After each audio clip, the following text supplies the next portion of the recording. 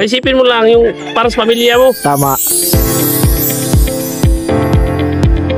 Magandang araw mga katoka, mga kaibigan, ka-excellence at ka-Pick Games. So nandito po ulit ako sa Kinyo Backyard para sa pangalawang pagkakataon po na makabisita ako dito sa isang napakalapit na kaibigan at napakabuting nagmamanok. So kasama ko po ngayon si Idol Jonrel Kinyo. Hello po mga backyard. Siyempre may kasama din po tayo isang malapit din na kaibigang vlogger, si Richard Vlog. Yan. At saka shoutout ko nga pala yung hindi nakasama sa amin ngayon, si Remil Vlog. Ako po ay lubos na nagpapasalamat talaga dahil nabigyan tayo ng pagkakataon na makasama ulit ang ating pastilan. Buddy, Jonrel, napakasulit to na kaibigan. Last nakapunta kami dito 2023 yung Buddy, no? 23. Kasama ko rin yung aking buting asawa. Ayan, siya yung nagbibideo.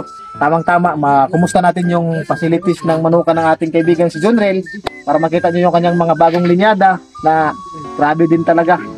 Pagpasok pa lang namin, nasabi ko talaga mga quality. So yun mga katuka, nag-prepare muna sila ngayon ng aming tanghalian. So after ng pagkain, saka na mapapakita ko sa inyo yung kanyang facility, yung mga manok niya, yung mga linyada, saka hingi tayo ng payo sa kanya para sa ating mga viewers. Gaya ng dati, naghanda pa rin sila ni Ma'am Emeline. Yan si Ma'am Emeline pala. O, napaka-supportive ng misis yan. Ito ang laki ko. Laki sa buhay. Laki sa buhay, laki princess. Oh. Princess. So, napakaswerte natin mga katuka kapag meron tayong mga asawang supportive sa ating pasyon. Hindi lang supportive, maganda pa. Napakaswerte ni Buddy. Oh. Sana all. Ayun yung pinipre nila, naghanda sila ng aming tanghalian. Wow. So, thank you Lord sa blessing. Salamat sa kay Buddy Jonrel sa kay Ma'am Emeline. Sana Lord, i-bless mo pa sila palagi. Saka mga katoka, the best part of this program is kain. Tara, kain po tayo mga idol.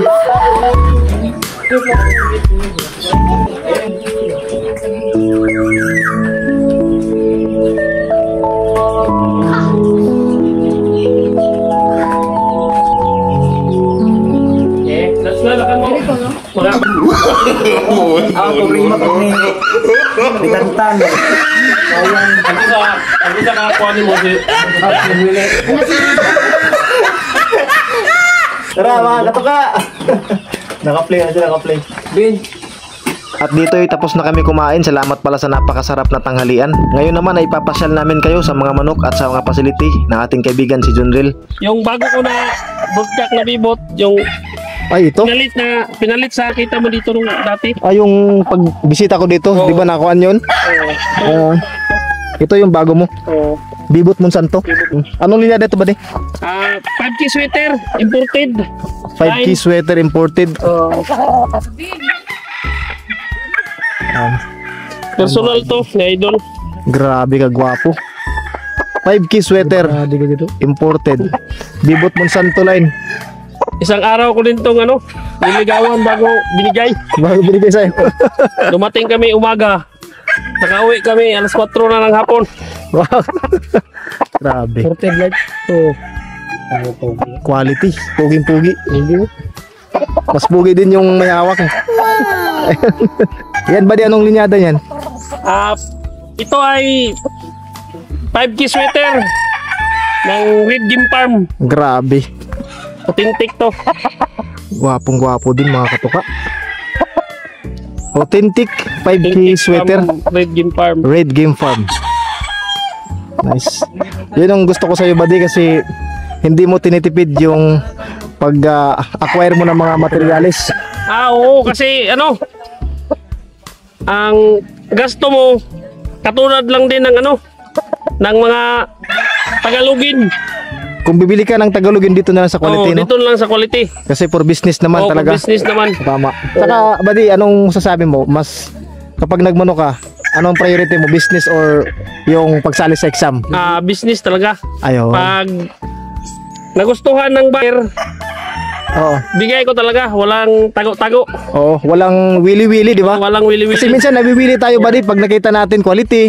Sabi natin, isalad sa exam. Ganda, no? Willy ka, isipin mo lang yung para sa pamilya mo. Tama.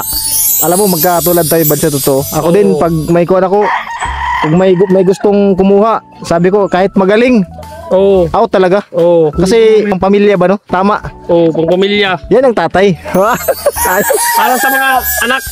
Ito din pala yung mga anak ni John Ren. Yung panganay niya. Panganay. Ang pangalan ni mo, ano? Rafi. Si Rafi. Yan, anak ni Buddy John Reel to. Napakabait din to. Saka yung isa, Handler. si Handler ko, handler ni Buddy John Reel. Si pangalan ni mo, idol? Christian. Oh. Habang makapal sa damuhan magkabulan siksik sa micro builders para lumaking manaman, mabigat. Yan, si Christian. Yan, handler ni Buddy John Reel. Ayun pa, si idol. Ano pangalan mo, idol?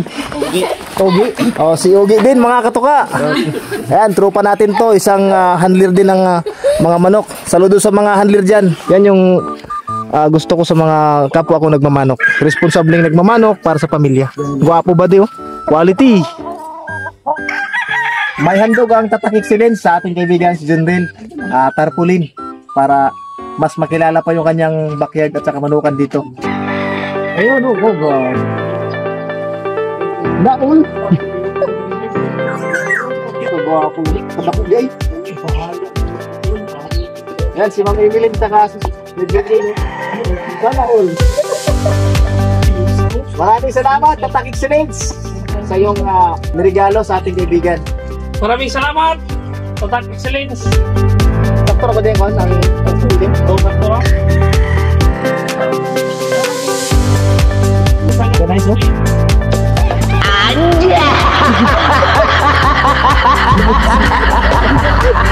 Ayan, buddy, parang may napansin ako dito ang bago mong kuan, alaga dito. Ito yung bago kong linyada. Pure Yellow Liquid Hats from Idol Jojo Okias. Grabe. Personal talaga to ni Jojo. Grabe, sobrang gwapo. Shout Jojo. out sa kay Idol Jojo. Taga saan pa si Ikon, buddy? Si Sir Jojo Orquias? Taga Cebu, Sudlon Uno yung farm niya. Ah, Cebu. Oo. Kasi baka may magtatanong. At least Oo. maalaman din nila. Baka gusto nilang kumuha doon. Pero dito sa Surigao City, mainit. Mainit ba ito ba, Tino? Oh, mainit. Mayroon na tayo dito mga idol. Authentic po. Na Yellow Legged Hats from Sir Jojo Orquias. Andito na kay Idol John Reel Kinyo. Sa mga gustong magkaroon, mga katuka, bisita lang kayo dito. Ayan po yung address. Purok Trees, Tulingon, Mainit, Surigao del Norte. Ito naman, old line na pumpkin. Ayan. Ito parang may binabae dito, buddy. Ano to? Ayan. Pisyal ko to na binabae. Apo ng 7 times ko dati. Ay, grabe. Binabae. Apo yan ng 7 times ko. Apo ng 7 times mo. Dito, buddy. Ayan, may pumpkin ata dito din. Oh. Oh, Ang ama, gwapo. ama ito. Nung pumpkin ng Ito yung tatay ng pumpkin doon. tatay.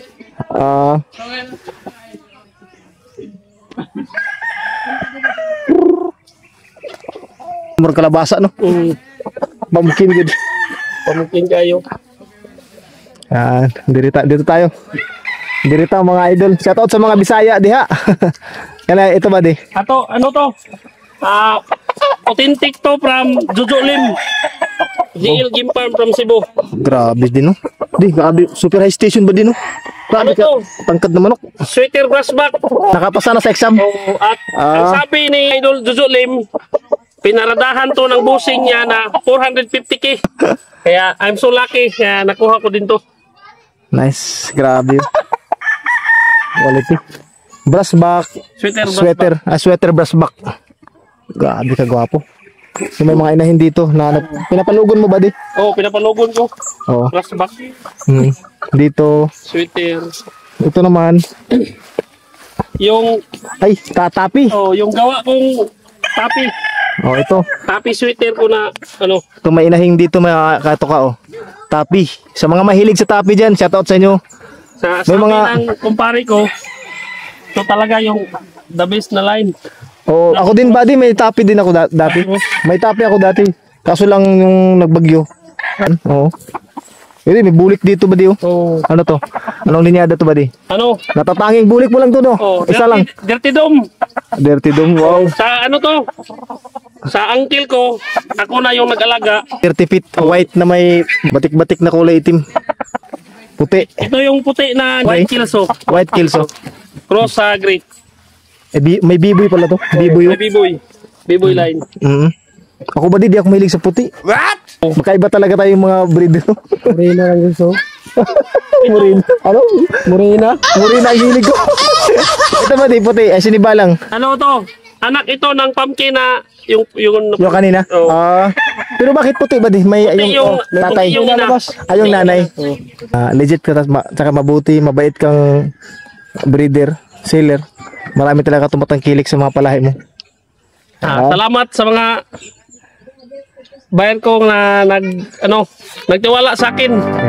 Mga katoka, ang purpose natin dito na bumisita tayo sa kapwa natin mga backyard breeder, katulad ng ating kaibigan, ay para po makita yung kanilang mga facility at yung kanilang mga manukan.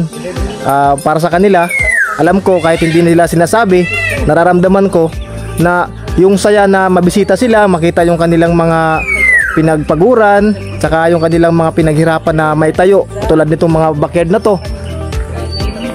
Napakasaya na yan sa kanilang mga pakiramdam. Kaya masaya ako mga katuka na meron tayong kwentong backyard na content para kahit papano may pakita natin yung kanilang mga manukan na katulad nito. At least mayroon din pong idea yung mga gustong mag-umpisa sa pagtayo ng mga manukan, ng mga backyard. So kahit papano meron po kayong makikita na katulad nito at ma-inspire kayo sa tinatahak nyong mga landas sa pag-alaga ng manok sa pag-umpisa dito po sa pagmamanukan. Kaya so proud mga idol sa mga backyard breeder na katulad nito sa ating kaibigan na si General Kenyo at yung kanyang may bahay na si Ma'am Emeline Kenyo. Ayan, napaka proud ako sa kanila dahil naitayo nila yung ganito kagandang backyard at manukan. Ito mga katuka, mayroon lang tayong tatanong na simpleng mga katanungan sa ating kaibigan kay Junril. So itong tanong na to, mostly tinatanong ng mga nagmamanok din sa kapwa natin nagmamanok. Ano yung pwede mong maibahagi as a backyard breeder? Ano yung mga tips, mga kaalaman sa pagmamanok, mga diskarte at saka yung mga paraan na makakatulong para sa mga gustong mag-umpisa, mapa-backyard man or mga gustong magtayo ng mga farms? Ang may papayo ko lang, mag-breed talaga ng quality kasi yung gastos, isa lang yung gastos, tagalogin at saka May quality. may quality na manok. Huwag maghinayang sa pira na i-invest mo. Kasi ano yan, talagang babawi yan at saka honest lang talaga sa lahat ng buyer. Mga katuka, bago tayo magtapos sa video ito, meron akong munting ihandog galing sa ating pinakamamahal din na Tatak Excellence. Meron silang ipabibigay na Gimpal Health and Management Guide. So, meron dyan feeding tips. Saka ito may dala tayong sample ng mga products na sigurado makakatulong sa ating mga kaibigan sa pagmamanukan nila. Progency, mga idol. Multivitamins to sa lahat ng edad ng manok. Pwedeng-pwede ito. Salamat! At yung pamurga ng masa. Bastonero Plus. Ito ginagamit yung body. Oo, nagpurga ko kaninang umaga. Ayan. So mga idol, hindi lang po ito magpo-promote kasi sa totoo, gamit talaga nila ito. Kahit di ko po i-promote yung product na to, gamit nila. So ayan po, may dalang tayong sample para Makita naman sa breeder. Hindi. makashare tayo na ating mga ginagamit din sa manukan natin. Ito, T-Fox 48. Ito, panlunas to. Pag-ipot ng may kulay na kuan, madilaw. Ito naman, tax out para po sa kuan, coccidiosis, yung may ipot na kulay pula. So yan, pasensya na. Yan lang po yung aking maihandog sa inyo. Okay lang, buddy. Buddy ko kung tunay. Balik yung tunay din to. At saka si Ma'am Emeline, Ma'am, maraming salamat po. Oo. At sa nag-video, Ayan, kayo Richard. Richard Vlog. So, paano yan mga katuka? Hanggang dito na lamang yung ating kwentong backyard. Maraming salamat. Muli ako'y nakabalik dito ng pangalawang beses sa napakagandang manukan na to. Napakalaki yung improvement nila sa manukan nila at nakakataba ng puso yung kanilang pagtanggap sa amin kasama ng asawa ko. Grabe yung pag-asikaso nila sa amin dito, parang pamilya talaga. So maraming salamat muli sa inyong lahat sa panonood ng video ito. Hanggang dito na lamang po sa mga subscribers ko. Salamat sa mag-subscribe. At muli, Kinyo Backyard po, Ma'am Emeline at saka Sir John Rel Kinyo. Hanggang sa muling magkikita mga katuka. Sana masaya ka lang. Lagi nating tandaan ang sabong ay sports lang. Huwag tayong magpakalulong sa sugal. God bless.